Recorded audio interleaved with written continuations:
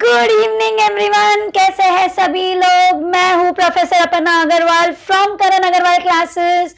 जैसे कि आप सभी जानते हैं, हम लोग ज्योमेट्री का revision for 10th standard SSC board start कर चुके हैं। पाइथागोरस थ्योरम ये चैप्टर हमने रिवाइज कर लिया है एंड सर्कल ये चैप्टर आज मैं स्टार्ट करने वाली हूँ, तो जल्दी से ज्वाइन इन हो जाइए। चलो फटाफट एक बुक और एक पेन और एक पानी का बोतल आप लेके बैठ जाएंगे और जल्दी से मेरे साथ revision of circle chapter start करेंगे। Come on, yes, good evening everyone, good evening everyone. जल्दी से आ जाइए, अपने फ्रेंड्स को लिंक शेयर कीजिए। जितने व्यूज है उतने लाइक होने जरूरी है। जल्दी जल्दी आ जाइए। Good evening everyone. एक बहुत ही अच्छा टॉपिक, सबसे लेंदी टॉपिक ऑफ ज्योमेट्री, जिससे बच्चे बहुत ज्यादा डरते हैं। टॉपिक को अच्छा खासा वेटेज है। चैप्टर सर्कल्स को सबसे ज्यादा weightage in 10th standard for SSC board है, लेकिन हमें कोई टेंशन नहीं है क्योंकि हम each and every concept revise करने वाले हैं। कंसेप्ट के बेसिस पे हम लोग सम भी सॉल्व करने वाले हैं।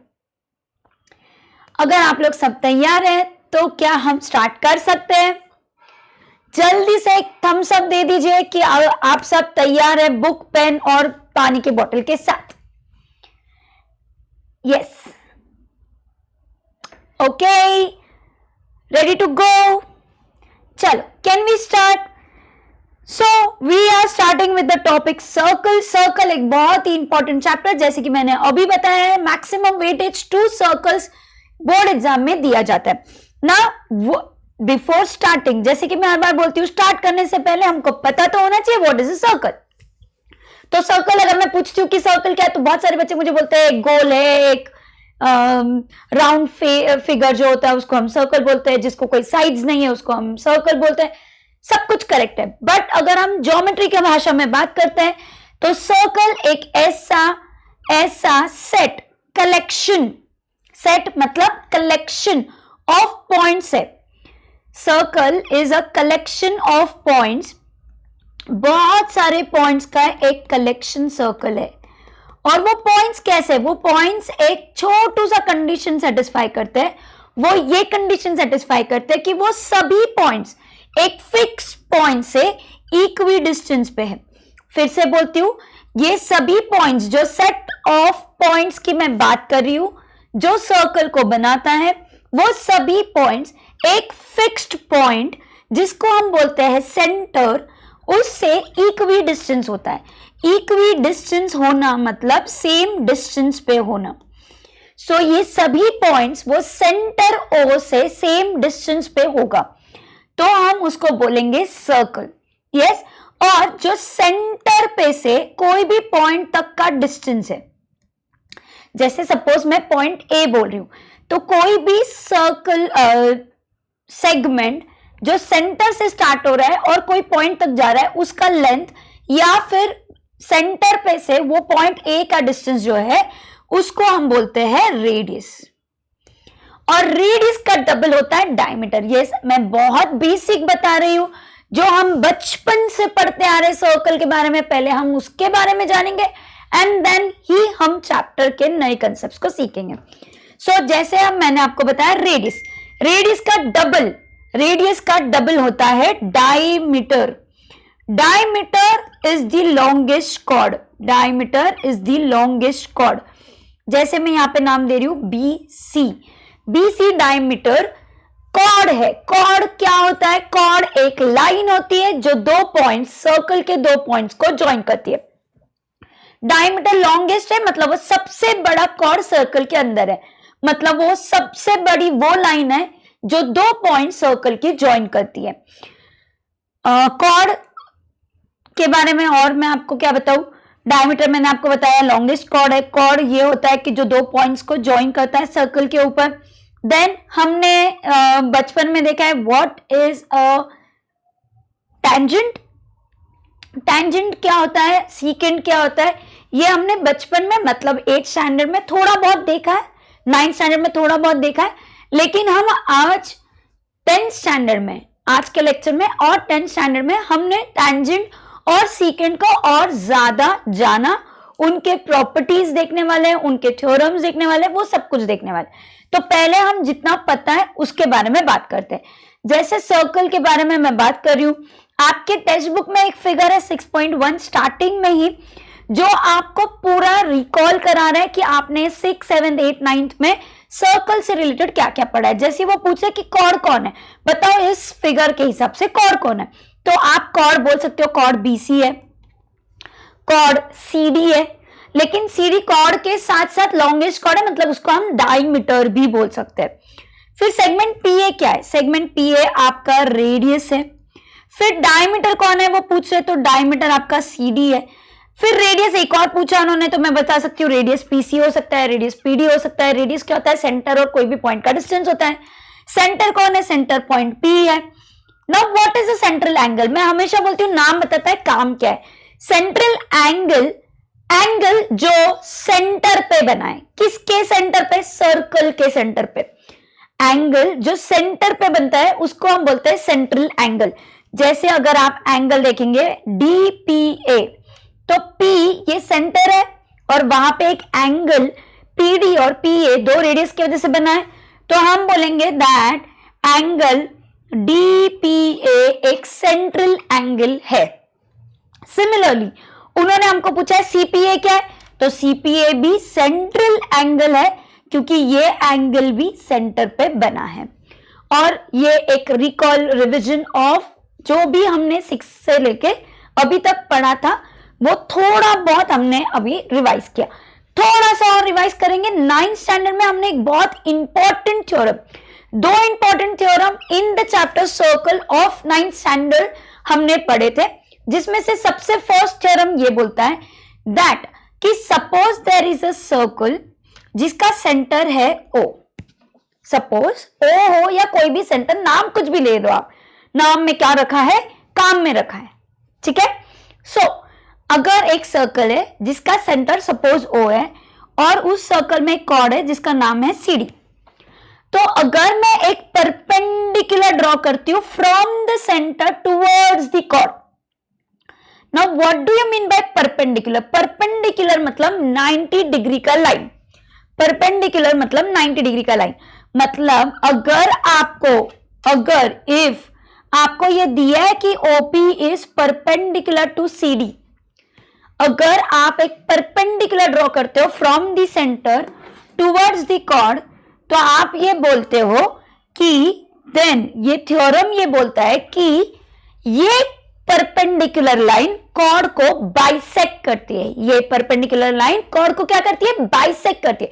बाइसेक्ट करना, देखो जो जो वर्ड मैं यूज कर रही हूं मैं उसका मीनिंग हिंदी में, मराठी में, जो भी भाषा में मैं आपको समझा सकती हूं मैं समझा रही हूं। बाइसेक्ट करना मतलब दो इक्वल पार्ट में डिवाइड करना, दो इक्वल पार्ट में डिवाइड करना। तो वो परपेंडिकुलर क्या करिए, कॉर्ड को बाइसेक्ट करिए। बाइसेक्ट करिए मतलब क्या हो रहा है, P पॉइंट मिड पॉइंट बन जा रहा है, मतलब जितना CP है उतना PD इन लेंथ है।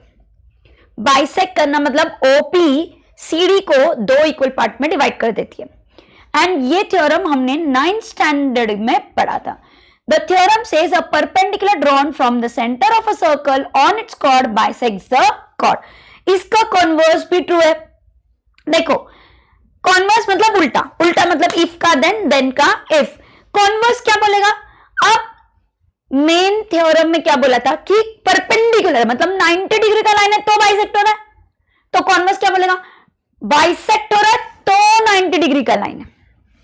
मतलब अगर अभी आपको ये दिया है कि जितना CP है उतना PD है, तो आप बोल सकते हो कि that OP is perpendicular to CD। बहुत सरल सिंपल भाषा में मैं आपको ये एक्सप्लेन कर रही हूं। आपको ये कि वो दो इक्वल पार्ट है ये बताने के लिए एक और तरीका उनके पास है, वो CP इक्वल्स टू PD ना लिखते हुए वो बोलेंगे P is the mid point of segment और कॉर्ड CD, ठीक है। सो क्या ये दो थ्योरम क्लियर है, ये दो थ्योरम वेरी इंपॉर्टेंट थ्योरम है। ऐसे नहीं कि 9th में पढ़ा तो 9th में ही यूज कर रहे हैं, हम 10th में भी इसको बहुत बार यूज करते हैं। यस, अब आगे हम थोड़े बहुत बेसिक्स अभी भी कर रहे हैं। जैसे सबसे फर्स्ट बेसिक हमने देखा था कि what are congruent circles. Congruent, what do you mean by congruent? Congruent means equal. तो दो सर्कल इक्वल कब होंगे? बहुत कॉमन सेंस वाली बात है. दो सर्कल इक्वल होंगे जब उनके रेडियस इक्वल होंगे, जब दोनों के रेडियस इक्वल होंगे. So two circles are congruent circles if they have equal radius. Is this clear? Then comes the concentric circles. Now नाम बता रहा है यार, काम क्या है? Concentric, सेंटर से रिलेटेड कुछ तो कंसेप्ट है. तो ये बोल रहा है कि अगर दो सर्कल, दो या दो से ज्यादा सर्कल्स ऐसे हैं जिनको सेम सेंटर है, जिनका सेंटर सेम है, तो उन सर्कल्स को हम बोलते हैं कॉन्सेंट्रिक सर्कल्स. वो सर्कल्स जिनका सेंटर सेम है उनको हम बोलते हैं कॉन्सेंट्रिक सर्कल्स. क्या ये क्लियर है? Then comes intersecting circles. Circles intersect कर रहे, इंटरनल मतलब सर्कल्स दो पॉइंट पे मिल रहे. Circles intersect at 2 points. फिर इंटरसेक्ट कितने पॉइंट्स पे? एक पॉइंट पे कर रहा है. अब इंटरसेक्टिंग एंड टचिंग दो अलग कंसेप्ट है, ठीक है? दोनों में कंफ्यूज नहीं होना है. इंटरसेक्टिंग मीन्स कहीं तो मिलना, एंड टचिंग मतलब सिर्फ टच करना. सी व्हेनेवर वी से intersecting, intersecting is always in 2 points, more than 1 point you can say, but touching is always at a single point. सिर्फ एक पॉइंट पे टच जब सर्कल मिलते हैं तो हम बोलते हैं they are touching each other. Okay, so ये कंसेप्ट आपको मैं बता रही हूं. अब अगर ये कंसेप्ट्स, ये जो रिवीजन ऑफ 6, 7, 8, 9 क्लियर है तो क्या हम आगे बढ़ सकते हैं? अगर आपको ये सब कंसेप्ट्स क्लियर है तो एक थम्स अप आप जल्दी से दे सकते हो तो दे दो. देखो एक और थ्योरम है जो हमने 9th स्टैंडर्ड में पढ़ा था. थ्योरम बहुत आसान था. थ्योरम बोलता है कि अगर एक सर्कल है जिसमें दो कॉर्ड्स है, chord A B and chord C D, और अगर ये दोनों कॉर्ड्स, अगर मतलब इफ दिया है, गिवन पार्ट होता है, ठीक है? अगर वो दिया होता है तो देन पार्ट होता है, जब तक वो दिया होता नहीं तब तक देन पार्ट हम यूज कर सकते नहीं है. तो अगर आपको ये दिया है कि ए बी कॉर्ड जितने लेंथ का है उतने ही लेंथ का सी डी है, देन ये थ्योरम ये बोलता है कि दोनों chords equi distance from the centre होते हैं. मतलब दोनों का distance from the centre is equal. इसका मतलब जितना ओपी लेंथ में उतना ही ओक्यू लेंथ में रहेगा. ये क्लियर है क्या? क्या इसमें कोई डाउट है? प्लीज आप जल्दी से बताइए, क्या हम आगे बढ़ सकते हैं? Okay, very nice. चलो अब हम लोग 10th स्टैंडर्ड में क्या क्या पढ़ने वाले हैं वो मैं स्टार्ट कर रही हूं.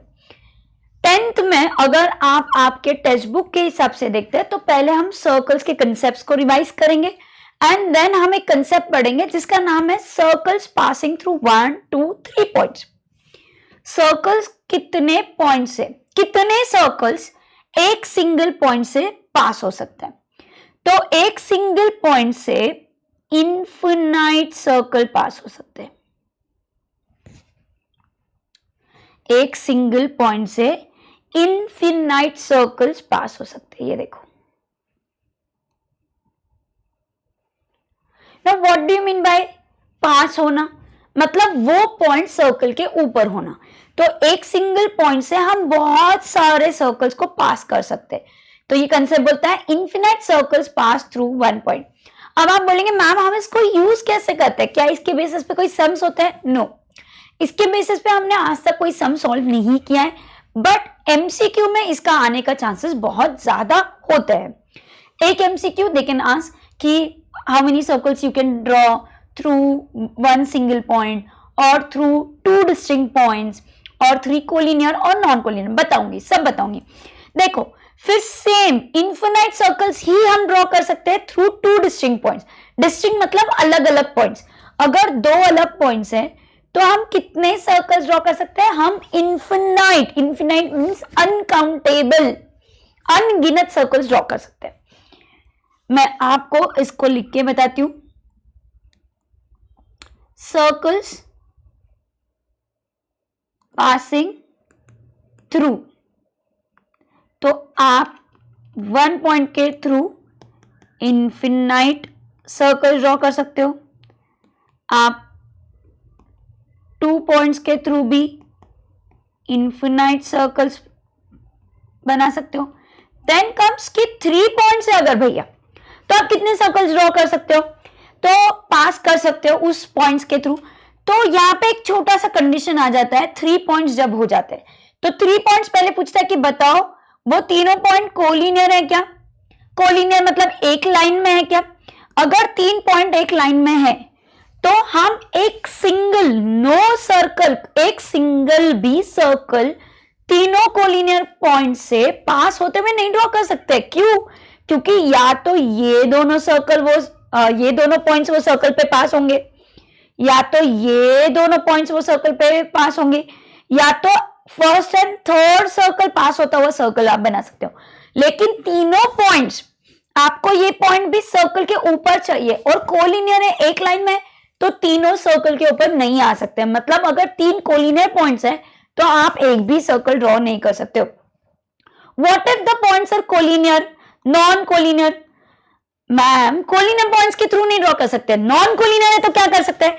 नॉन कोलिनियर अगर 3 पॉइंट्स है तो एक यूनिक 1 सिंगल सर्कल आप ड्रॉ कर सकते हो, क्योंकि वो उतने ही रेडियस का बनेगा। अगर 3 नॉन कोलिनियर पॉइंट्स है तो एक सिंगल आप सर्कल ड्रॉ कर सकते हो। क्या ये कंसेप्ट क्लियर है? अगर आपको ये फ्लो चार्ट लिखना है तो आप ये कॉपी कर सकते हो। ओके, चलो आगे बढ़ेंगे। जैसे कि मैंने बताया ये सिर्फ एमसीक्यू में पूछा जाता है। अब हम मेन टॉपिक पे आएंगे कि हम 10th स्टैंडर्ड में क्या क्या नया सीखने वाले। तो जैसे मैंने आपको बताया कि हम सबसे फर्स्ट बात करेंगे ऑफ भैया tangent. Now what is a tangent? Tangent कौन होता है, कौन है टैंजेंट? तो पहले ये समझ जाओ कि टैंजेंट होता क्या है। टैंजेंट एक वो लाइन होती है, टैंजेंट इज अ लाइन जो सर्कल को एक सिंगल पॉइंट पर टच करती है। सॉरी, देखो मैंने अभी थोड़ी देर पहले आपको बताया था कि व्हेनेवर वी से टच तो it is at a single point. Tangent एक लाइन है जो सर्कल को एक सिंगल पॉइंट पर टच करती है, वो सिर्फ एक सिंगल पॉइंट पर टच करती है। एंड इसीलिए टैंजेंट एक्सटर्नली ही टच कर सकती है, मतलब बाहर से ही टच कर सकती है। अंदर से आप टैंजेंट को टच नहीं करा सकते हो, क्योंकि वो अंदर अगर आ गई तो वो कहीं ना कहीं एक्सटेंड होकर दूसरे पॉइंट के थ्रू भी जाएगी। तो इसीलिए टैंजेंट, और उसको हम टचिंग नहीं बोलते, फिर उसको हम पासिंग बोलेंगे। और पास होता है सीकेंड, पास होता है सीकेंड। सो सीकेंड क्या है? Secant is extension of chords. Extension मतलब उसको बड़ा करना। कॉर्ड क्या होता है? देखो, कॉर्ड सर्कल के 2 पॉइंट्स को ज्वाइन करने वाली लाइन होती है, करेक्ट है। तो अगर मैं इस कॉर्ड को एक्सटेंड कर देती हूं, सेगमेंट को लाइन बना देती हूं, तो वो बन जाता है सीकेंट। क्या ये कंसेप्ट क्लियर है? तो सीकेंट एक ऐसी लाइन है जो सर्कल को 2 पॉइंट्स के थ्रू पास होती है। लेकिन टैंजेंट एक ऐसी लाइन है जो सर्कल को एक सिंगल पॉइंट पर टच करती है। और जिस पॉइंट पे वो टच करती है, जैसे इस फिगर के हिसाब से वो पॉइंट पी पे टच कर रही है, तो पॉइंट पी को हम बोलते हैं point of contact. Point of contact, point of contact. क्या ये क्लियर है? टैंजेंट क्या होता है, सीकेंट क्या होता है, क्लियर है? अगर टैंजेंट क्या होता है ये क्लियर है, तो हम सबसे इंपॉर्टेंट थ्योरम, जो सबसे फर्स्ट थ्योरम है, उसके ऊपर जाते हैं। मैं हमेशा बोलती हूँ यार नाम बताता है काम क्या है, और यहाँ नाम बता रहा है टैंजेंट थ्योरम, मतलब किसके बारे में? टैंजेंट के बारे में। मतलब क्या दिया होना चाहिए? टैंजेंट दिया होना चाहिए। सो इफ पार्ट में क्या आएगा? इफ पार्ट में आएगा कि एक सर्कल है, उसका कोई तो एक सेंटर है, उस सेंटर पे, उस सर्कल के पे एक टैंजेंट है जो पी पॉइंट पे सर्कल को टच कर रहा है। अगर आपको ये दिया है कि if line L is a tangent to circle with centre O at point P। अगर ये दिया है कि ये टेंजेंट है, देन टेंजेंट थ्योरम क्या बोलता है?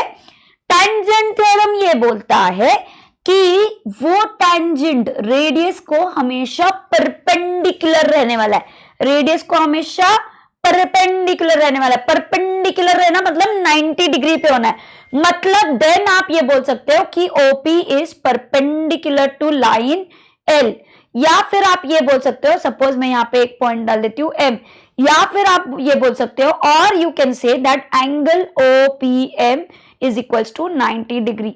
मैं how to use the concept, जो अलग अलग तरीके से आप इसको लिख सकते हो वो भी साथ में बता रही हूं। क्या जरूरी है देना जरूरी है कि टेंजेंट है भैया, टेंजेंट है, सर्कल के लिए ये टेंजेंट है, देन यू कैन से कि टेंजेंट थ्योरम ये बोलता है कि ये जो रेडियस है वो टेंजेंट को हमेशा परपेंडिकुलर रहेगा। क्या ये क्लियर है? देखो मैं थ्योरम का स्टेटमेंट भी पढ़ लेती हूँ। You should always no the statement, ये मैं हर लेक्चर में बोलती हूँ कि आपको स्टेटमेंट पता होना चाहिए। देखो जब हम रीजन लिखते हैं, जब हम सम सॉल्व करते हैं, तो हम ब्रैकेट में टेंजेंट थ्योरम ये नाम यूज कर सकते हैं, ऐसा नहीं कि हम यूज नहीं कर सकते, लेकिन आपको फिर भी स्टेटमेंट पता होना चाहिए। You never know, board exam में स्टेटमेंट MCQ में आ जाए फिलिंग द ब्लैंक्स बोल के, you just don't know. Activity based sum में वो स्टेटमेंट लिखते and they keep some space blank कि वहां पे आप बताओ कौन सा सूटेबल वर्ड आएगा। तो स्टेटमेंट ही नहीं पता तो आपको वो वर्ड कैसे पता होगा, इसलिए you should know the statement. Statement बोलता है a tangent at any point of the circle, tangent कोई भी पॉइंट ऑफ द सर्कल पे is perpendicular to the radius at the point of contact. इसलिए मैंने आपको वर्ड पॉइंट ऑफ कॉन्टैक्ट क्या होता है ये समझाया। तो टेंजेंट पॉइंट ऑफ कॉन्टैक्ट पे परपेंडिकुलर होता है रेडियस के साथ। क्या ये कंसेप्ट क्लियर है? ओके चलो, सो आई कैन सी कि बहुत लोगों को ये कंसेप्ट क्लियर है। अगर कंसेप्ट क्लियर है तो आपको कॉन्वर्स भी खुद से आ जाना चाहिए। मैं हमेशा आपको बोलती हूं कि आपको कंसेप्ट के साथ साथ, कंसेप्ट क्लियर के साथ साथ उसका कॉन्वर्स का अंडरस्टैंडिंग क्लियर अभी तक हो जाना चाहिए। कॉन्वर्स क्या होता है? कॉन्वर्स होता है उल्टा। उल्टा मतलब इफ का देन एंड देन का इफ। तो हमने अभी देखा इफ क्या था? टेंजेंट था, देन क्या था? परपेंडिकुलर था। अब उल्टा हो जाएगा। अब मैं बोलूंगी भैया अगर OP परपेंडिकुलर है लाइन L को, सेम डायग्राम में ड्रॉ कर रही हूं, लेकिन अब मैं ये नहीं बता रही हूं कि लाइन L टेंजेंट है, मैं ये कभी नहीं बता रही हूं, मैं सिर्फ बता रही हूं कि OP perpendicular to line L है। तो मैं बोलूंगी then I will say that line L is the tangent, sorry, is the tangent to the circle with center O at point P। क्या ये सब क्लियर है? क्या इसमें कोई डाउट है? देखो कॉन्वर्स थ्योरम, अगर आपको टेंजेंट है ये बताना है तो कॉन्वर्स थ्योरम आप यूज करेंगे। अगर टेंजेंट दिया है तो आप टेंजेंट थ्योरम यूज करेंगे। समझ में आ रहा है क्या? क्लियर है क्या? कोई डाउट है क्या? देखो फर्स्ट प्रैक्टिस सेट के लिए दो इंपॉर्टेंट थ्योरम्स हम पढ़ने वाले, tangent theorem and tangent segment theorem. बहुत इजी थ्योरम है। एक सम ऑन टेंजेंट सेगमेंट और टेंजेंट थ्योरम फॉर 1 और 2 मार्क आ सकता है। यस, सो आप लोगों को कंसेप्ट विद द सम्स हम जरूर करने वाले। अगर आपको ये दोनों थ्योरम, टेंजेंट थ्योरम एंड उसका कॉन्वर्स क्लियर है तो जल्दी से एक स्माइली आप यहाँ पे चैट में डालेंगे। बाकी की फालतू बातें ना करते हुए हम पढ़ाई की बातें करेंगे, हमारे एम, हमारे टारगेट को फोकस करेंगे और उसको अचीव करने के लिए हम पूरी मेहनत करेंगे। यस, सो जल्दी से मुझे बताओ कि आप लोगों को ये थ्योरम्स क्लियर है। अगर ये क्लियर है तो हम next concept that is tangent segment theorem पे जाते हैं। अब क्या होता है मैं आपको बताती हूँ। Tangent theorem, tangent segment theorem, tangent tangent theorem theorem, तो कंफ्यूजन हो जाता है, बच्चे बहुत कंफ्यूज होते हैं, बच्चे बहुत बार गड़बड़ करते हैं। टैंजेंट थ्योरम क्या है, टैंजेंट सेगमेंट थ्योरम क्या है, उसमें अदला बदली कर देते हैं, इसकी टोपी उसके सर कर देते हैं। तो नहीं करना है, उसके लिए एक ट्रिक देती हूँ, बताती हूँ। नाम बता रहा है, काम क्या है। They are saying tangent segment theorem, segments की बात हो रही है। यस, अब टैंजेंट सेगमेंट, सेगमेंट मतलब लेंथ, लेंथ की बात होना। सेगमेंट क्या होता है, सेगमेंट एक फिक्स लेंथ का होता है, लाइन, सेगमेंट, रे, पता है हमें। यस, सो वो बोल रहा है tangent segment theorem, segment means length, length की बात हो रही है। ऊपर लेंथ की बात कर रहे थे क्या, नहीं, ऊपर हम 90 डिग्री परपेंडिकुलर होने की बात कर रहे थे, तो उसका लेंथ से कोई लेना देना नहीं था। लेकिन अब थ्योरम के नाम में ही लेंथ का लेना देना है, तो मतलब जब आप लेंथ वाला ये थ्योरम कब यूज करेंगे, जब लेंथ की बात होगी। बताती हूँ थ्योरम क्या है। थ्योरम क्या बोलता है, ये सेम थ्योरम यूज करके हम कंस्ट्रक्शन के चैप्टर में थर्ड कंस्ट्रक्शन, जहां हम टैंजेंट के 3 कंस्ट्रक्शन है, using the centre, without using the centre, जो थर्ड है एक्सटर्नल पॉइंट वाला, वो कंस्ट्रक्शन में हम यही सेम कंसेप्ट यूज करके कंस्ट्रक्ट कर चुके हैं। आप लोगों को याद है, अगर ध्यान में है तो हम वो कंस्ट्रक्शन को थोड़ा सा रिकॉल करो। एक्सटर्नल पॉइंट से अगर हम एक सर्कल को टैंजेंट ड्रॉ करते हैं तो हम 2 टैंजेंट ड्रॉ कर सकते हैं। कितने टैंजेंट ड्रॉ कर सकते हैं, 2। एंड वो दोनों टैंजेंट्स क्या होंगे, कैसे होंगे, वो दोनों tangents congruent, equal in length होंगे। जैसे मैंने बोला, लेंथ का लेना देना किससे, सेगमेंट से है, और इसीलिए नाम में सेगमेंट आया है। मतलब ये थ्योरम ये बोलता है कि अगर आप बोल रहे हो कि tangent PM and PN is drawn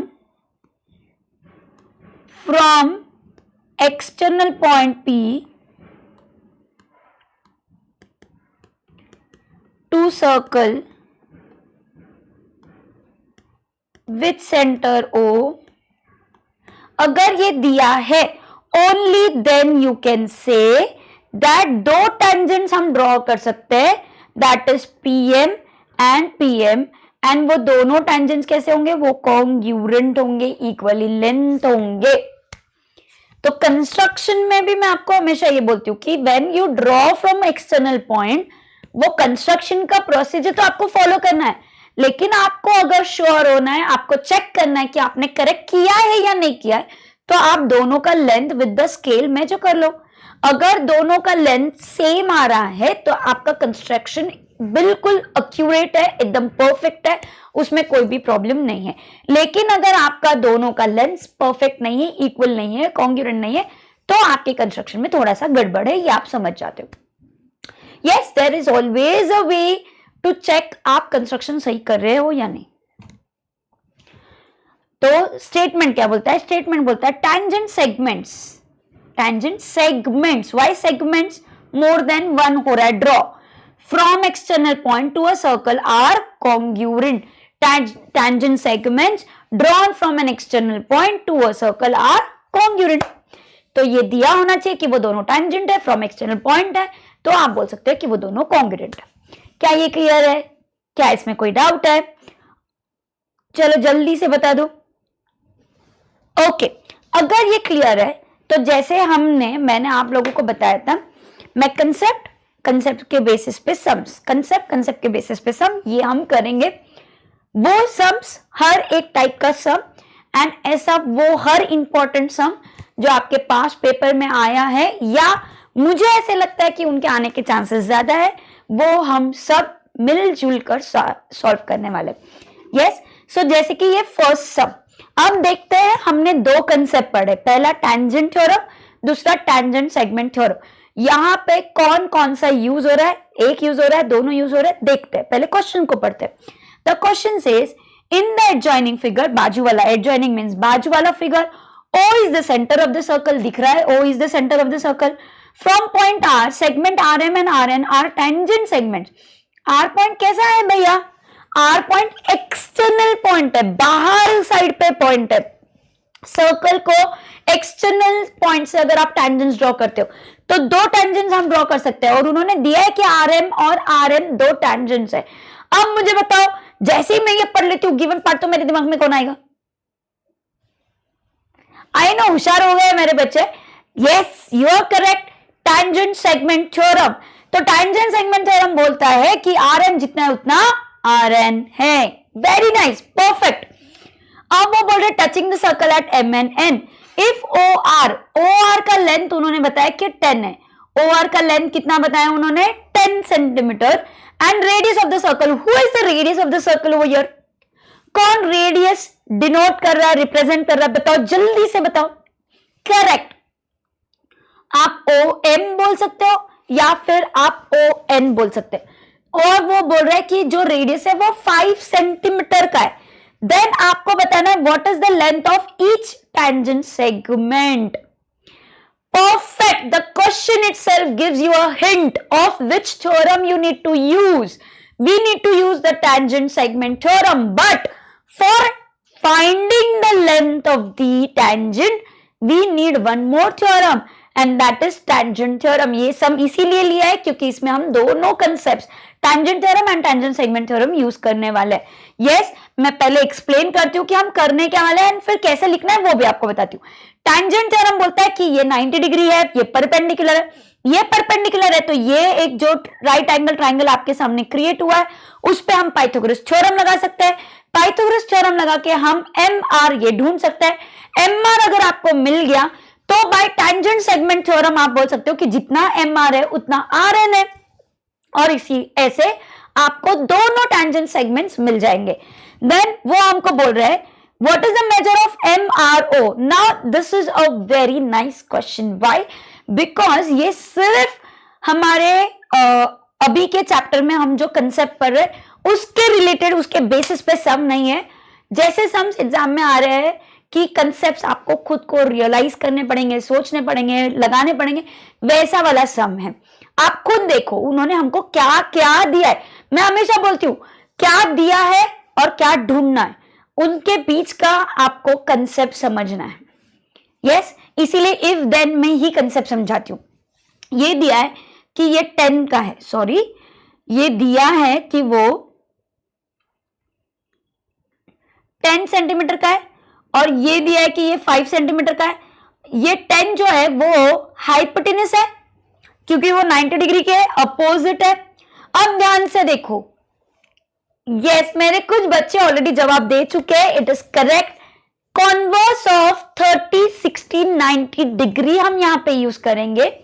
converse of 30, 60, 90 क्यों? क्योंकि जो OM है वो आधा ऑफ OR है. आपका OR कैसे आधा? OM आपका 5 है और OR आपका 10 है, तो 10 का आधा 5. आपका OM OR का आधा है. कौन आधा होता है? 30 डिग्री के अपोजिट जो साइड होती है. इसका मतलब R एंगल कितने डिग्री का है? 30 डिग्री का है. 30 डिग्री, मैं थोड़ा सा जूम इन करती हूं शायद अब क्लियर हो जाए. 30 डिग्री के अपोजिट जो साइड होती है वो आधी ऑफ हाइपोटेन्यूज होती है. ये हमने 30, 60, 90 ये थ्योरम में देखा था. अब हम कॉन्वर्स थ्योरम क्यों यूज कर रहे हैं? क्योंकि हमको 30 डिग्री दिया नहीं है, हमको आधा साइड है वो दिया है, उल्टा. यस, अब अगर ये 30 है ये 90 है तो ऑफ कोर्स ये बच्चा कुचा इज 60 डिग्री. तो आपका एक 30, 60, 90 वाला ट्राइंगल यहाँ क्रिएट हो गया. उन्होंने बोला है MRO कितना है? 30 हमने बता दिया. What is the measure of MRN? देखो अगर ऊपर वाले ट्राइंगल OMR पे आप ये कंसेप्ट लगा रहे हो 30, 60, 90 का, तो नीचे वाले ट्राइंगल ONR पे भी सेम सिमिलरली सब कुछ लग जाएगा. तो ये R यहाँ पे भी 30 हो जाएगा. अब उन्होंने MRN बोला है तो 30 + 30 इज 60. तो ये पूरा एंगल 60 डिग्री का हो जाएगा. मैं अभी तक सिर्फ कंसेप्ट एक्सप्लेन कर रही हूं, हमने कुछ भी लिखा नहीं है. How to write each and every step मैं आपके साथ आपको लिख के बताने वाली हूं। क्या आपको सम का कंसेप्ट क्लियर है? अगर आपको क्लियर है तो क्या हम इसको लिख सकते हैं? Yes.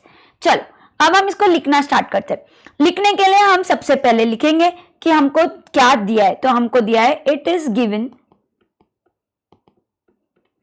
That RM and RN are tangents.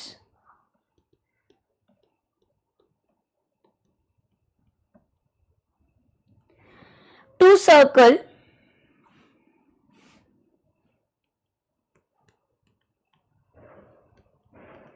with center O at point M and N respectively. क्या ये क्लियर है? ओके, क्या ये दिख रहा है?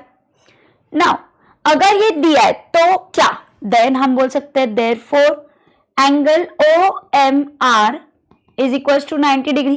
रीजन बताओ, टैंजेंट थ्योरम।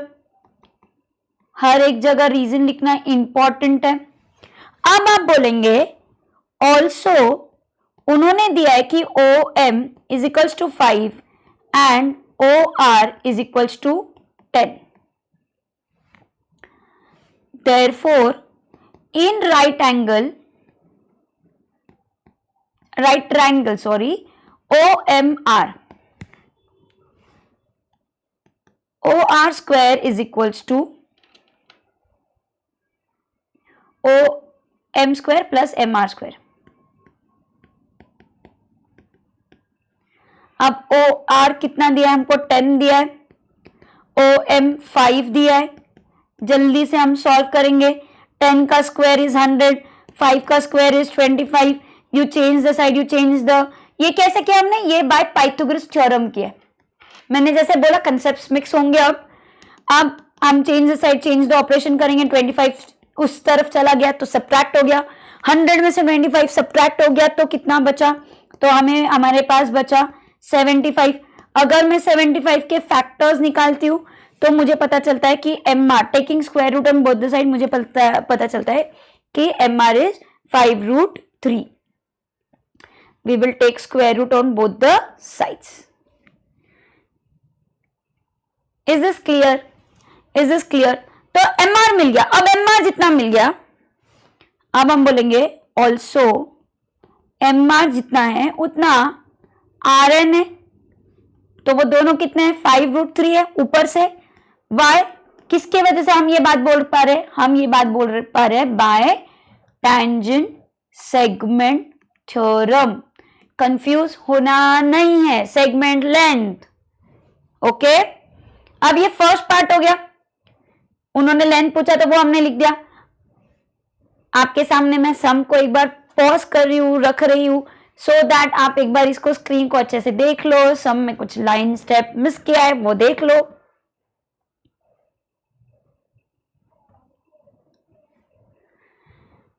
यस, अब ये फर्स्ट पार्ट हुआ। सेकेंड पार्ट में उन्होंने MRO, ये एंगल कितना है ये हमें पूछा है। तो अब उसके लिए हम क्या करेंगे? हम बोलेंगे इन ट्राइंगल OMR आपका एंगल M तो 90 डिग्री का है, ये हमने ऑलरेडी ऊपर से बता दिया था टैंजेंट थ्योरम से। फिर हम बोलेंगे कि OM is equals to half of OR, 5 is half of 10, हाँ या ना? Therefore angle MRO is equals to 30 degree. इसका रीजन हम लिखेंगे bye converse of 30, 60, 90।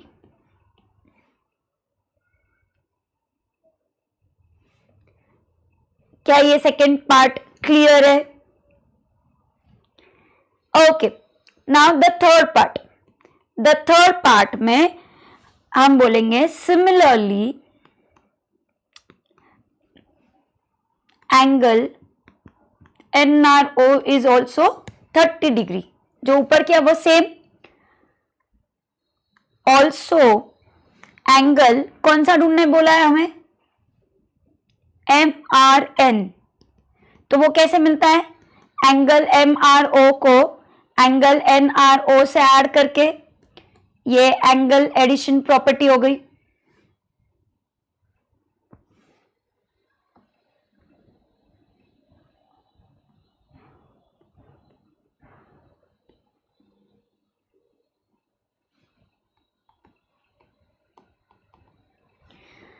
Therefore, angle MRN is equals to 30 plus 30 degree is equals to 60 degree।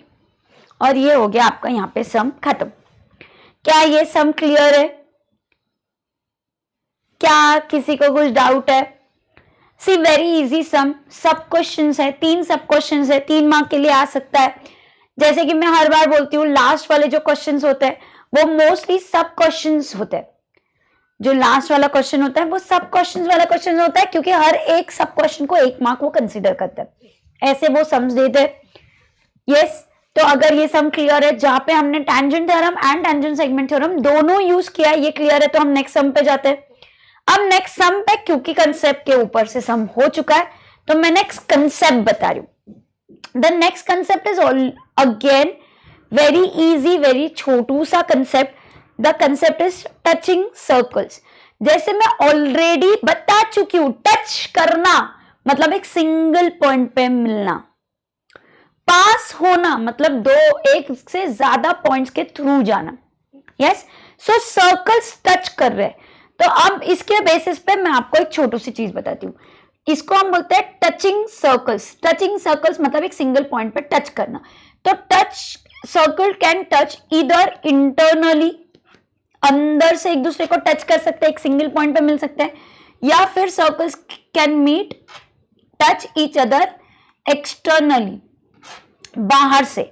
Internal touching, एक single point पे touch कर रहे अंदर से, या बाहर से टच कर रहे एक सिंगल पॉइंट पे।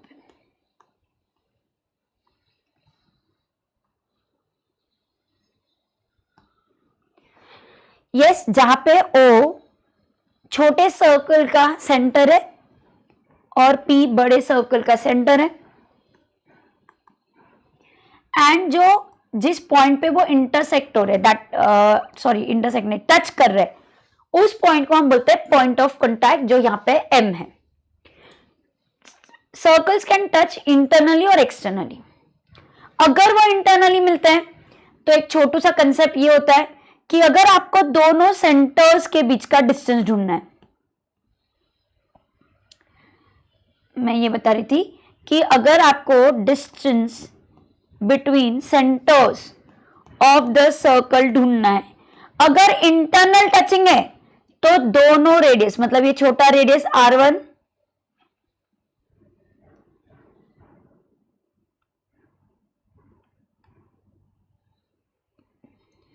और ये बड़ा रेडियस R2, तो आपको दोनों रेडियस मतलब बड़े रेडियस में से छोटे रेडियस को माइनस करना पड़ेगा, तो आपको दोनों सेंटर्स का डिस्टेंस मिल जाएगा। अगर एक्सटर्नल टच कर रहे हैं और अगर आपको distance between centres of the circle ढूंढना है, तो आप दोनों रेडियस R1 और R2 को ऐड कर दीजिए। क्या ये कंसेप्ट क्लियर है? यस, सो ये कंसेप्ट क्लियर है क्या? जब सर्कल्स टच कर रहे इंटरनली, तो आप दोनों रेडियस को सब्ट्रैक्ट करेंगे तो आपको डिस्टेंस बिटवीन द सेंटर्स मिल जाएगा, और अगर एक्सटर्नल टच कर रहे तो दोनों रेडियस को ऐड कर देंगे तो सेंटर्स के बीच का डिस्टेंस मिल जाएगा। देखो, मैं सर्कल इस चैप्टर को बहुत स्लोली विथ कंसेप्ट्स समझाने की फुल कोशिश कर रही हूं। हम थोड़ा सा स्लो जा रहे हैं सर्कल ये चैप्टर को लेके, ये मैं समझ सकती हूँ। सम्स में भी हम थोड़ा सा स्लो जाएंगे, कंसेप्ट को, हर एक कंसेप्ट को, एक भी कंसेप्ट मैं छोड़ना नहीं चाहती हूँ। There is a reason for it, because अगर आप कंसेप्ट क्लियर है ना आपके ज्योमेट्री के, मैं सच बता रही हूँ, कोई भी सम हो, टेक्सचुअल हो, नॉन टेक्सचुअल हो, आप बहुत आसानी से इसको कर सकते हो। सो इसीलिए पहले कंसेप्ट को समझो, लेक्चर्स को ध्यान से सुनो, आपको आता है फिर भी सुन लो। कुछ बच्चे होंगे जिनको लगता होगा मैम ये तो हमको बहुत अच्छे से आ गया, आपके लेक्चर में बैठ के हमने आपके लेक्चर अटेंड किए, तो हमको बहुत अच्छे से आता है, अब हमको ये सब नहीं सुनना है। हो सकता है कुछ ऐसा पॉइंट मैं आपको बता दूं जो शायद आप भी भूल गए हो, या शायद फिर से एक बोलते हैं ना रिवाइंड रिवीजन ऑफ उसका हो जाए। तो इसीलिए लेक्चर आपको ये लेक्चर्स अटेंड जरूर करने हैं। कम सम, ज्यादा सम, स्लो, फास्ट, उसका आपको वो बिल्कुल भी टेंशन नहीं लेना है, because I know what I am teaching and why I am teaching and how I am teaching. Because मुझे पता है कि सर्कल ये चैप्टर को लेकर टेंशन सबसे ज्यादा बच्चों में होता है। सो कंसेप्ट्स के ऊपर ज्यादा हम ध्यान दे रहे हैं। यस, अगर ये क्लियर है तो एक इसका छोटू सा ना थ्योरम है। अब वो थ्योरम बहुत इंपॉर्टेंट है। ये नमक जैसा है खाने में, अगर नहीं होगा ना तो स्वाद नहीं आएगा। कभी कभी पता नहीं चलेगी इसकी इंपॉर्टेंस कि हमने ये यूज कर लिया है या यूज करना है क्या, ऐसा बहुत सोचने की जरूरत नहीं पड़ी, बट ये यूज होगा तो मतलब आपके खाने सम को मार्क्स मिलेंगे। जैसे खाने में स्वाद आ जाता है नमक से, वैसे ही देखो मैं आपको बताती हूँ। मैंने जैसे अभी ये बोला, ये थ्योरम नहीं है, ये सिर्फ टचिंग सर्कल है। टचिंग सर्कल बोलता है कि अगर सर्कल एक्सटर्नल टच कर रहे हैं तो उनके सेंटर्स का बीच डिस्टेंस जो है वो equal to the sum of their radius है। अगर डिस्टेंस बिटवीन द सेंटर्स ढूंढना है और वो इंटरनल टच कर रहे हैं तो उनका डिफरेंस मतलब सब्ट्रैक्ट, माइनस कर दो आप रेडियस को। अब मैं थ्योरम पे आती हूँ। थ्योरम क्या बोलता है? थ्योरम बोलता है मुझे कोई फर्क नहीं पड़ रहा है कि आप इंटरनली टच कर रहे हो या एक्सटर्नली टच कर रहे हो, कोई लेना देना नहीं है, बस जिस पॉइंट पे आप टच कर रहे हो, मतलब जो पॉइंट ऑफ कांटेक्ट है और जो दोनों सर्कल्स के सेंटर्स है, थ्योरम ये बोलता है कि वो जो तीनों पॉइंट्स है वो कोलिनियर होते हैं। वो कैसे होते हैं? कोलिनियर। आप इंटरनल टच करो या एक्सटर्नल टच करो, कोई लेना देना नहीं है, बस वो तीनों पॉइंट्स कैसे है? वो कोलिनियर है। अब क्यों जरूरी है कोलिनियर पॉइंट्स बताना? देखो, जब तक आप ये नहीं बताते हो ना कि पॉइंट्स कोलिनियर होते हैं, तब तक आप ये नहीं बोल सकते हो कि AC plus CB is equals to AB। तब तक मैं ये नहीं बता सकती हूँ। इसका एग्जाम्पल मैं हमेशा देती हूँ कि मैं पुणे से मुंबई जा रही हूं, अगर लोनावला रास्ते में बीच में पड़ रहा है तो मुंबई, लोनावला एंड पुणे कोलिनियर है, मतलब एक रास्ते पे। लेकिन अगर लोनावला साइड में हो जाता है, मुझे उसके लिए थोड़ा सा एक्स्ट्रा ट्रैवल करना पड़ रहा है, तो वो मेरे रास्ते में नहीं है, वो मेरे बीच में आता नहीं है ट्रैवलिंग के वक्त। वैसे ही अगर ये कोलिनियर नहीं है तो आप दोनों का एडिशन तीसरा लेंथ मिलेगा, ऐसा बोल सकते नहीं है, क्योंकि आप ऐड सब्ट्रैक्ट नहीं कर पाओगे ना जब तक कोलिनियर नहीं है। तो कोलिनियर है ये बता कौन रहा है? ये थ्योरम बता रहा है। थ्योरम ये बोलता है कि जो दोनों सेंटर्स है, जो पॉइंट ऑफ कांटेक्ट है, वो इंटरनल हो या एक्सटर्नल टचिंग की वजह से हो, वो तीनों कोलिनियर है। ये सबसे इंपॉर्टेंट, सबसे बेसिक थ्योरम जो हम यहाँ पे पढ़ रहे हैं। अच्छा, इसके बेसिस पे हम सम भी पूरा का पूरा एक प्रैक्टिस सेट भी सॉल्व कर रहे हैं। तो वो थ्योरम बोल रहा है, if two circles touch each other, their point of contact lies on the line joining there centres. उस लाइन पे लाई करना मतलब क्या यार? उस लाइन पे लाई करना मतलब वो तीनों पॉइंट्स कोलिनियर है, मेरी भाषा में, जो सरल भाषा, जो आपको समझने वाली भाषा है। तो क्या ये क्लियर है? क्या ये थ्योरम क्लियर है?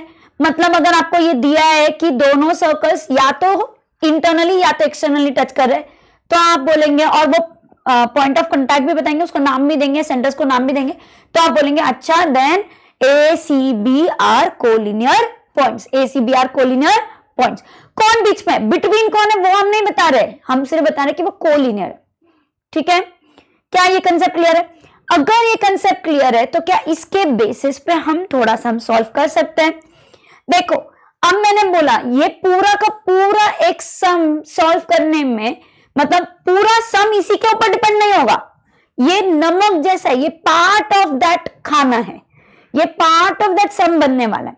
तो हम पार्ट ऑफ विच सम्स, कौन कौन से सम्स में हम ये यूज कर सकते हैं और कर रहे हैं आपके टेक्स्ट बुक में, वो हम देख रहे हैं। यस, जैसे the sum says in the figure 3.27 the circles with center P and Q touch each other at R। जैसे ही मैं ये लाइन पढ़ती हूं ना, that the circles of with centers P and Q touch each other at R, touch कर रहा है R पे, तो मैं बोलूंगी भाई theorem of touching circle and P R Q R collinear points. तो मैं बोलूंगी that circles with center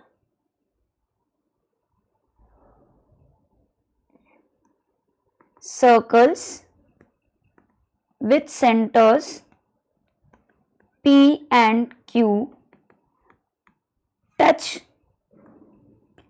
each other at R. This is given.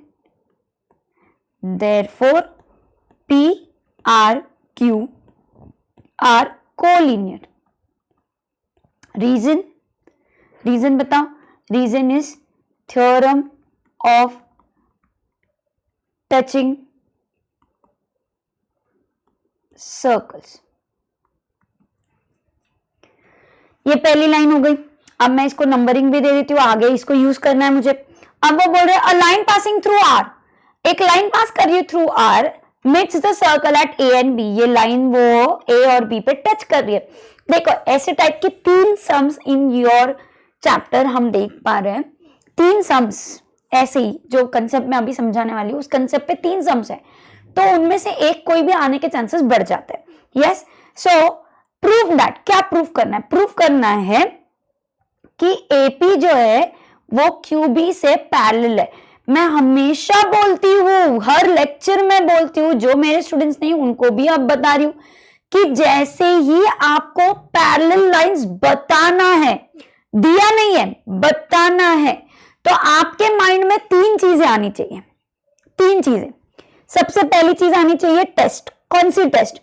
Alternate angle test, interior angle test, corresponding angle test. Test मतलब क्या? Test और theorem में फर्क है. Test and theorem में फर्क है. Alternate angle theorem, interior angle theorem, corresponding angle theorem और टेस्ट में फर्क है. फर्क क्या है? थ्योरम और टेस्ट में फर्क क्या है? टेस्ट कॉन्वर्स है थ्योरम का. टेस्ट क्या है? कॉन्वर्स है थ्योरम का. मतलब इफ का देन का. इफ है टेस्ट में. मतलब क्या है बताती हूं. थ्योरम के लिए ये दिया होगा कि 2 लाइंस पैरेलल है, that AP is parallel to Q R, जो भी आपको लेना है बोलो. एंड देन आप बोल सकते हो कि देखो करस्पॉन्डिंग एंगल्स जो है वो कॉन्ग्रुएंट होंगे बाय करस्पॉन्डिंग एंगल थ्योरम. लेकिन अगर मैं टेस्ट की बात करूं तो टेस्ट में ये नहीं दिया होगा कि वो लाइंस पैरेलल है. ये दिया होगा कि जो एंगल है, एंगल 1 जो करस्पॉन्डिंग एंगल्स है वो करस्पॉन्डिंग एंगल्स कॉन्ग्रुएंट है. देन मैं बोल सकती हूं कि वो दोनों लाइंस पैरेलल है बाय करस्पॉन्डिंग एंगल टेस्ट. वही मैं बता रही हूं, test is converse of theorem. Theorem में पैरेलल दिया होता है, टेस्ट में पैरेलल है, ये हम बता सकते हैं. तो जैसे ही आपको कोई भी क्वेश्चन में ये आता है ना कि भैया पैरेलल है कि नहीं बता दो, प्रूफ कर दो, तो आपके दिमाग में सबसे पहले आनी चाहिए टेस्ट. सेकंड नंबर पे अगर वो ट्रायंगल के अंदर है तो आपके दिमाग में आना चाहिए converse of BPT. Converse of BPT, converse of BPT. And then third आपके दिमाग में आना चाहिए मिड पॉइंट थ्योरम, जो हमने 9th स्टैंडर्ड में पढ़ा था. Mid point theorem I am very sure आप लोगों को याद नहीं है. मिड पॉइंट थ्योरम के लिए आपको ये दिया होना चाहिए कि अगर एक ट्रायंगल पी की एबीसी है जिसमें 2 पॉइंट्स है पी एंड क्यू, जो mid point of both the sides A B and A C है, अगर ये दिया है कि P and Q mid points है of A B and A C, only then आप मिड पॉइंट थ्योरम यूज कर सकते हैं. मिड पॉइंट थ्योरम बोलता है कि P Q, then mid point theorem बोलता है कि P Q is parallel to B C and also P Q is half of B C. ये आपका मिड पॉइंट थ्योरम है. ये हमने बहुत सारे सम्स में 10th स्टैंडर्ड में यूज नहीं किया, लेकिन आपको थ्योरम पता होने चाहिए, कंसेप्ट पता होने चाहिए, इसलिए मैंने बता दिया. यस, सो हम आते हैं हमारे पैरेलल लाइंस प्रूफ करने पे. आपको ये बताना है कि एपी पैरेलल टू क्यूबी है. मैंने आपको बोला आपके दिमाग में मिड पॉइंट थ्योरम यहाँ पे हो नहीं सकता, ट्रायंगल के अंदर नहीं है, मिड पॉइंट्स नहीं है. कॉन्वर्स ऑफ बीपीटी के लिए ट्रायंगल के अंदर नहीं है, एक सिंगल ट्रायंगल के अंदर चाहिए ना, एक सिंगल ट्रायंगल के अंदर नहीं है, तो हमारे पास ऑप्शन कौन बचता है? टेस्ट. या तो आप ऑल्टरनेट एंगल टेस्ट यूज कर लो या तो करस्पॉन्डिंग एंगल टेस्ट यूज कर लो. अब टेस्ट यूज करना है तो 2 एंगल्स कॉन्ग्रुएंट बताने पड़ेंगे. 2 एंगल्स कॉन्ग्रुएंट प्रूफ करने के लिए मैं क्या यूज करूंगी, कौन सा कंसेप्ट यूज करूंगी वो बताती हूँ. मेरा फेवरेट वाला कंसेप्ट बताओ, मेरा फेवरेट वाला कंसेप्ट कौन सा है? यस यू आर राइट, मेरी बहन का भाई मेरा भाई।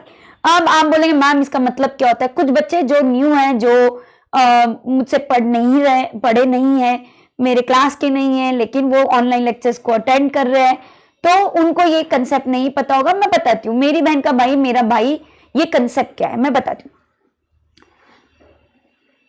हम क्या करेंगे मैं आपको वो बताती हूँ। पहले मैं ये ट्राइंगल कंसीडर करूंगी APR। क्या आपको ये ट्राइंगल दिखाई दे रहा है? अगर आप इसमें AP को और PR को ध्यान से देखेंगे तो AP और PR सेम सर्कल के रेडियस है। अगर वो सेम सर्कल के रेडियस है, इसका मतलब वो कॉन्ग्रुएंट है। अगर वो कॉन्ग्रुएंट है तो जो ट्राइंगल वो फॉर्म कर रहे हैं APR, वो आइसोसेलेस ट्राइंगल है। फिर से बोलती हूँ, ट्राइंगल APR, ये ट्राइंगल क्या हो गया? आइसोसेलेस ट्राइंगल हो गया। आइसोसेलेस ट्राइंगल थ्योरम पता है क्या हम सभी को? थ्योरम ये बोलता है कि जो साइड्स कॉन्ग्रुएंट होते हैं, व्हाट इज आइसोसेलेस ट्राइंगल? दो साइड इक्वल होने वाले ट्राइंगल। दो साइड, एक ट्राइंगल में अगर दो साइड इक्वल होते हैं तो उसको हम बोलते हैं आइसोसेलेस ट्राइंगल। और उसका थ्योरम ये बोलता है कि उनके अपोजिट जो एंगल्स है ना, जैसे ये ट्राइंगल में अगर AB BC से AC से कॉन्ग्रुएंट है तो एंगल B और angle C by isosceles triangle theorem congruent है। क्या वो थ्योरम हम सभी को क्लियर है? क्या वो थ्योरम हम सभी को पता है? नहीं पता है तो क्या अभी जब मैंने समझाया वो समझ में आया है? तो बाय आइसोसेलेस ट्राइंगल थ्योरम, मैं इन ट्राइंगल को नाम दे रही हूं, नंबरिंग कर रही हूं, ध्यान से देखो।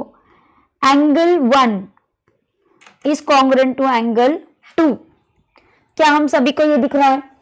आइसोसेलेस ट्राइंगल थ्योरम बोलता है APR ट्राइंगल आइसोसेलेस ट्राइंगल है। आइसोसेलेस ट्राइंगल थ्योरम बोलता है कि angle 1 is congruent to angle 2। Similarly अगर मैं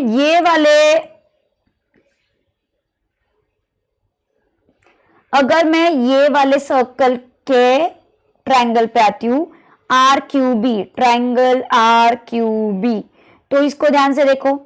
RQ जितना उतना QB है, क्योंकि वो भी radius of the same circle है, तो वो भी एक दूसरे से कॉन्ग्रुएंट है, सेम लेंथ के होंगे, तो वो भी आइसोसेलेस ट्राइंगल बना रहा है, वो भी आइसोसेलेस ट्राइंगल बना रहा है, तो उसको भी आइसोसेलेस ट्राइंगल थ्योरम लग सकता है। और इसीलिए मैंने फर्स्ट टाइम में बताया था कि angle 1 is congruent to angle 2। अब मैंने बताया angle 3 is congruent to angle 4। अब ध्यान से देखो, मैं ये बोल रही हूं कि जो 2 और 3 है उनको ध्यान से देखो। वो एंगल्स कैसे है? वो वर्टिकली अपोजिट एंगल्स है। What do you mean bye vertically opposite angles? जब दो लाइंस इंटरसेक्ट होती है तो जो एंगल्स बनते हैं उनको हम बोलते हैं वर्टिकली अपोजिट एंगल्स। वर्टिकली सामने खड़ी line, standing line, opposite, standing line पे अपोजिट एंगल। यस, सो 3 और 2 वर्टिकली अपोजिट एंगल है, मतलब एंगल 2 एंगल 3 से कॉन्ग्रुएंट है क्योंकि वो वर्टिकली अपोजिट एंगल है, VOA है। अब 1 2 3 को देखो, ये मेरी बहन है, ये उसका भाई है, लेकिन इस भाई की बहन कौन है? 3 है। समझ में आ रहा है क्या?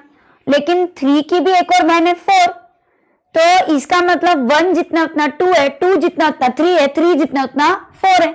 और इसीलिए मैं बोलती हूँ इस कंसेप्ट को मेरी बहन का भाई मेरा भाई है।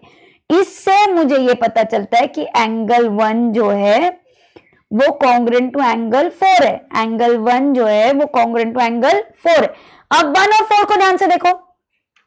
अगर मैं लाइन सिर्फ 1 और 4 को मैं यहां पे छोड़ती हूं, बाकी सब मैं इरेज करती हूं फॉर योर अंडरस्टैंडिंग। 1 और 4 को ध्यान से देखो। अगर मैं बोलती हूं ये लाइन और ये लाइन को कंसीडर करो और AB को ट्रांसवर्सल पकड़ो, तो क्या आपका एक Z बन रहा है? Z बन रहा है जिसमें एंगल 1 और एंगल 4 अल्टरनेट एंगल्स हैं और वो अल्टरनेट एंगल्स कॉन्ग्रुएंट है, ये मैं बता चुकी हूं। और अगर अल्टरनेट एंगल कॉन्ग्रुएंट है तो बाय अल्टरनेट एंगल टेस्ट ये लाइन AP ये लाइन QB से पैरेलल है। सिंपल कंसेप्ट है। मेरी बहन का भाई मेरा भाई है। क्या आपको ये कंसेप्ट पसंद आया? मजेदार लगा? समझ में आया? तो जल्दी से एक लाइक का बटन पे आप बटन को प्रेस करेंगे, शेयर के बटन को आप प्रेस करेंगे, आप ये लिंक शेयर करेंगे, अपने दोस्तों का फायदा कराएंगे और मेरे साथ सम सॉल्व करने के लिए अब लिखने के लिए स्टार्ट करेंगे। यस, अगर ये कंसेप्ट क्लियर है तो क्या हम ये सम सॉल्व कर सकते हैं? अब सॉल्व कैसे करना है मैं आपको बताती हूँ। आप बताएंगे in triangle A P are, हम एक एक ट्राइंगल को कंसिडर करेंगे। हम बोलेंगे कि जितना AP है उतना PR है। क्यों जितना AP है उतना PR है? क्योंकि वो रेडियाई ऑफ सेम सर्कल है। अब अगर वो सेम सर्कल का रेडियाई है तो बाय आइसोसेलेस ट्रायंगल थ्योरम जितना एंगल ARP है उतना एंगल PAR है। इसका रीजन हम लिखेंगे आइसोसेलेस ट्रायंगल थ्योरम। अब सेम चीज हम दूसरे ट्रायंगल में बोलेंगे। इसको मैंने नंबरिंग दिया है 1। सेम हम BQR ट्रायंगल में बोलेंगे जितना RQ है, मैंने एंगल Q लिखा, ओके, जितना RQ है उतना Q भी है। यहां से P हट, P नहीं R, हाँ Q, क्योंकि वो भी रेडियाई ऑफ सेम सर्कल है।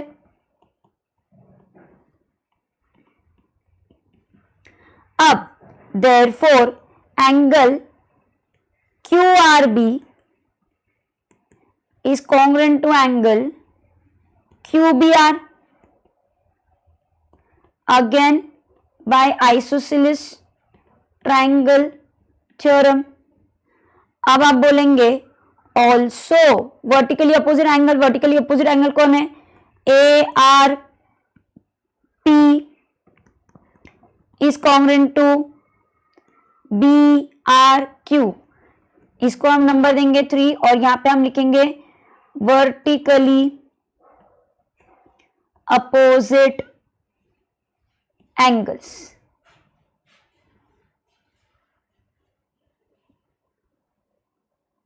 ये पेन का इंक थोड़ा सा लाइट है, मुझे ऐसा लग रहा है।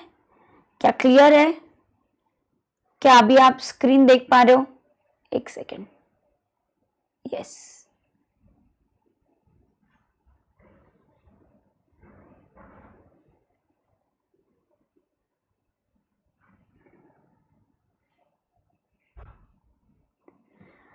अगर ये आपका लिख के हो चुका है तो हम आगे बढ़ सकते हैं।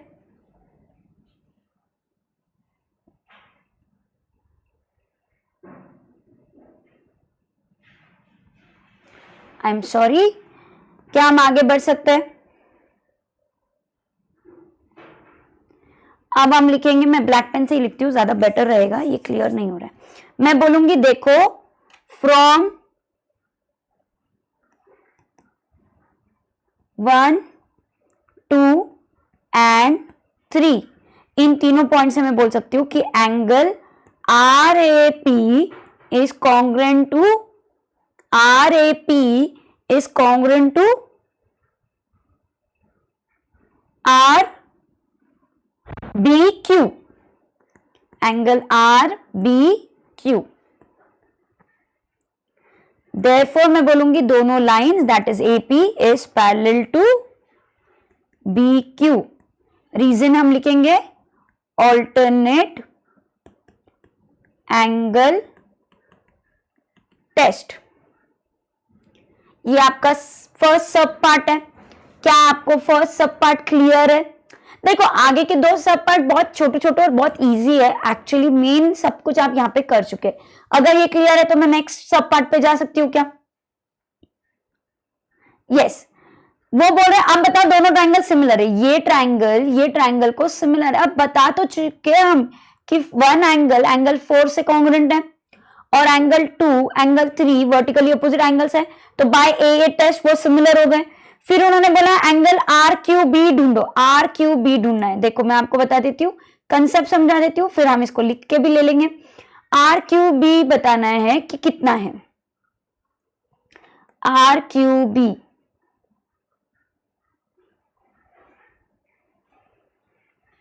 ओके,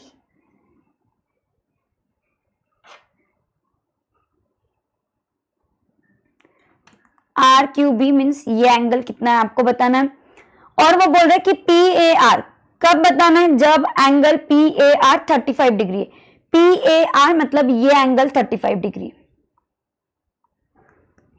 देखो अगर ये एंगल 35 है, अगर ये एंगल 35 है तो ये भी 35 है, ये भी 35 है और ये भी 35 है, क्योंकि हम ये चारों एक दूसरे को कॉन्ग्रुएंट है। मेरी बहन का भाई मेरा भाई है, ये बता चुके। अब आर क्यू बी ये ट्रायंगल पे आ जाओ, आर क्यू बी ये ट्रायंगल में आ जाओ। करेक्ट, एंगल एडिशन प्रॉपर्टी क्या बोलता है, ट्रायंगल के तीन एंगल्स, तीनों एंगल का एडिशन इज 180। 180 में से ये 35 है, ये 35 है, 35 प्लस 35 70 तो यही है, तो जो बचा हुआ है वो 180 माइनस 70 हो जाएगा, दैट इज 110। तो आपको ये यहां पे लिखना है, बस सिंपल है। यहां पे कोई डाउट है, क्लियर है? चलो इतना हम लिखते हैं, जल्दी से हम इसको लिख लेते हैं। आई नो थोड़ा सा स्लो हम कर रहे हैं, सम्स कम हुए हैं, लेकिन आपको कंसेप्ट क्लियर होने बहुत जरूरी है। तो अब हम सेकंड पार्ट में लिखेंगे, वो बोल रहे हैं, सेकंड पार्ट में वो बोल रहे हैं कि आपको दोनों ट्रायंगल सिमिलर बताने। तो आप बोलेंगे in triangle A P R and triangle R Q B, angle ARP is congruent to angle BRQ.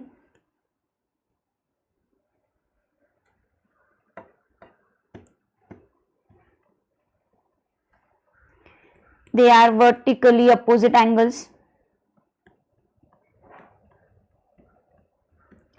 Also हमने फोर्थ नंबर पे बताया है कि angle RAP is congruent to, नहीं, हाँ RBQ करेक्ट है from 4।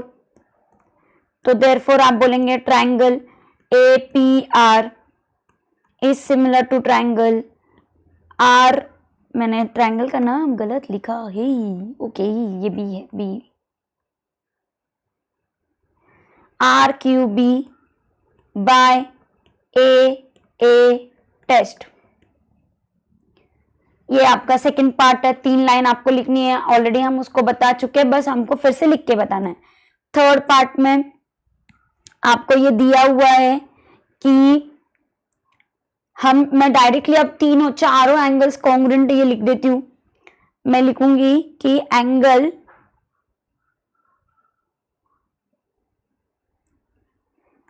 ARP is congruent to angle PAR is congruent to angle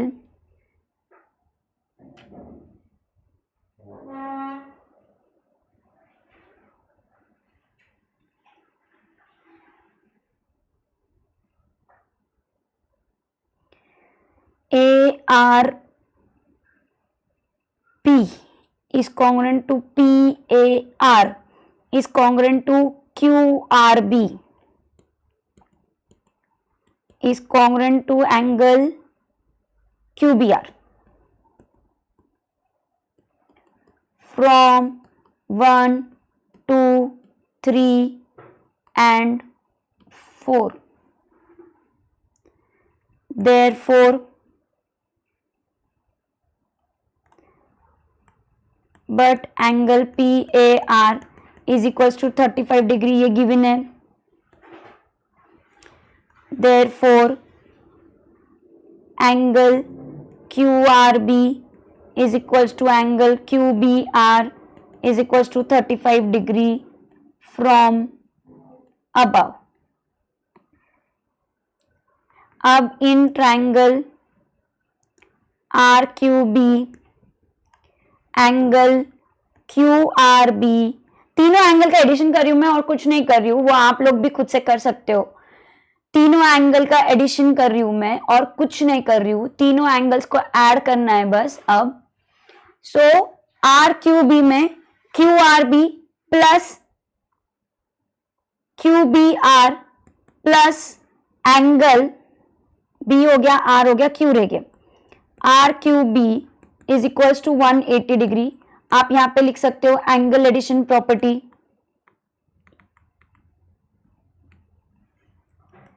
therefore अब हमने बताया कि ये 35 डिग्री है, हमने बताया ये भी 35 डिग्री है, और हमको आर क्यू बी पता नहीं है। Therefore angle R Q B is equals to 180, 35 plus 35 70। You change the side, you change the operation, ये स्टेप मैं डायरेक्टली लिख रही हूं, तो देयरफॉर ये हो जाएगा angle R Q B is equals to 110।